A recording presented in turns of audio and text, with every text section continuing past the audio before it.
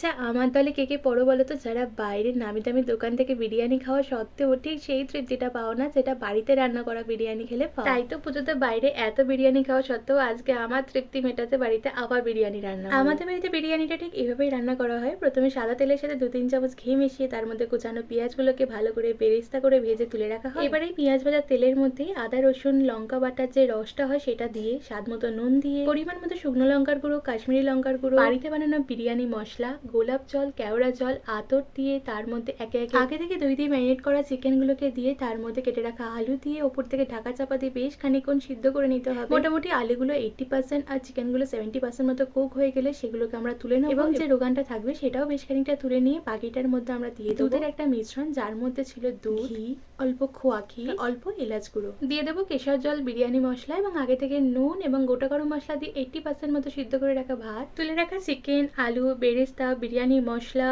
কেশর জল, দুধের মিশ্রণ, আবার ভাত। সেম প্রসেসে আমরা প্রত্যেকটা লেয়ার সাজিয়ে যাব। আর একদম উপরে দিয়ে দিয়েছিলাম সিদ্ধ ডিম, বেশ খানিকটা ঘি ওপর দিয়ে ছড়িয়ে দিয়ে ঢাকা চাপা দিয়ে 40 মিনিটের মতো দমে বসিয়ে রাখলেই ব্যাস রেডি হয়ে যাবে বিরিয়ানি।